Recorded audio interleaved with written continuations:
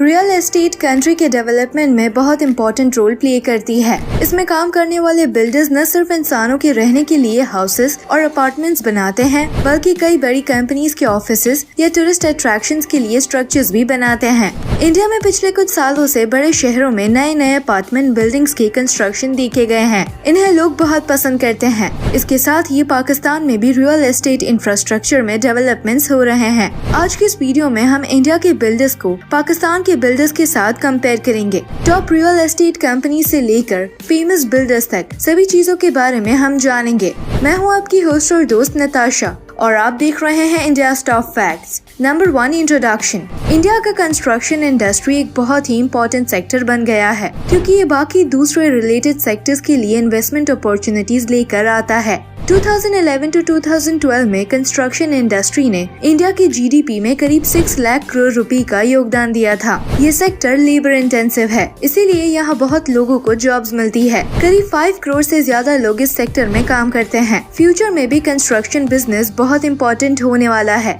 India में हम सिर्फ ऐसे स्ट्रक्चर्स नहीं बना पाएंगे जो क्वालिटी ऑफ लाइफ को बढ़ाए, बल्कि इन स्ट्रक्चर्स की हेल्प से हम कंट्री के इकोनॉमिक ग्रोथ में भी हेल्प कर पाएंगे। इसीलिए अच्छे बिल्डर्स का कंट्री में होना बहुत इम्पोर्टेंट है। वहीं 2005 की कश्मीर अर्थक्वेक के बाद पाकिस्तान की बिल्डिंग बनाने के कोड्स में बहुत स्ट्रिक्ट चेंजेस किए गए। इस वजह से पाकिस्तान की बिल्डिंग कंस्ट्रक्शन के कॉस्ट 50% तक बढ़ गए, ताकि सभी बिल्डिंग्स को इस तरह से बनाया जाए ताकि वो अर्थक्वेक से बचे रहे। पाकिस्तान गवर्नमेंट ने सीमेंट एक्सपोर्ट्स को बैन कर दिया है ताकि कंस्ट्रक्शन कॉस्ट कम हो सके। दुबई पोर्ट्स वर्ल्ड नाम की कंपनी ने अनाउंस किया कि वो 76,000 करोड़ रुपीस इन्वेस्ट करके पाकिस्तान के ट्रांसपोर्ट इंफ्रास्ट्रक्चर और रियल एस्टेट को डेवलप करेगी। अनअकैडमी पर क्लास 6 to 12 के स्टूडेंट्स की 19 मई से प्राइस हाइक होने वाले हैं। इस डेट से पहले अनअकैडमी का ऑफर है, जहां प्लस सब्सक्रिप्शन का 3 मंथ्स का प्राइस 9,919 रुपीस होगा, लेकिन अभी 6,900 रुपीस है। वहीं 6 मंथ प्लस सब्सक्रिप्शन का 13,225 रुपीस होगा, लेकिन अभी 9,200 रुपीस है। As it is 12 months, 18 months और 24 मंथ्स प्लस सब्सक्रिप्शन पर भी यही ऑफर है। वहीं आइकॉनिक सब्सक्रिप्शन की बात करें तो 3 मंथ्स का 15,870 होगा, जो अभी 11,040 रुपीस है, और 6 मंथ्स का आइकॉनिक सब्सक्रिप्शन 22,843 रुपीस होगा, जो अभी 15,640 रुपीस है। यानी प्लस और आइकॉनिक दोनों सब्सक्रिप्शन अभी लेने पर 30% सेव कर सकते हैं। तो दोस्तों, डिस्क्रिप्शन में सभी लिंक दिए गए हैं, चेक जरूर करें।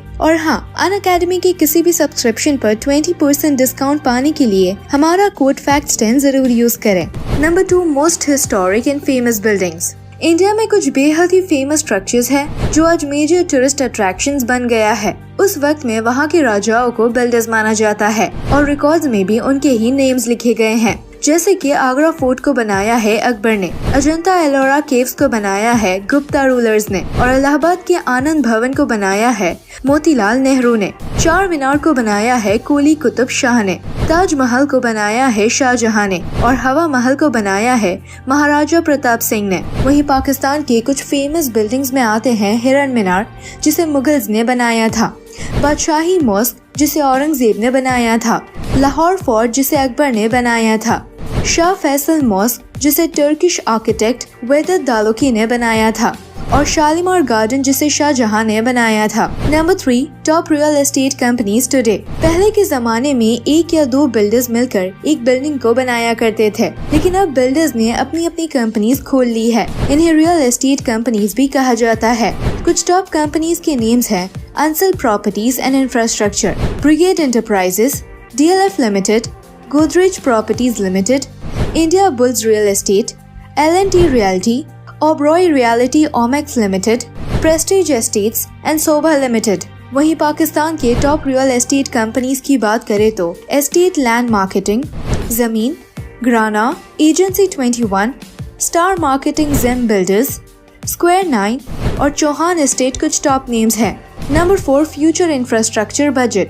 इंडियन गवर्नमेंट ने इंफ्रास्ट्रक्चर के कंस्ट्रक्शन को बहुत हाई प्रायोरिटी दी है। करीब 200 बिलियन रुपीस अलग अलग जगहों पर इस्तेमाल किए जाएंगे ताकि बिजनेस करने का कॉस्ट कम हो सके। वहीं पाकिस्तान में करंटली इंफ्रास्ट्रक्चर डेवलपमेंट की बहुत जरूरत है।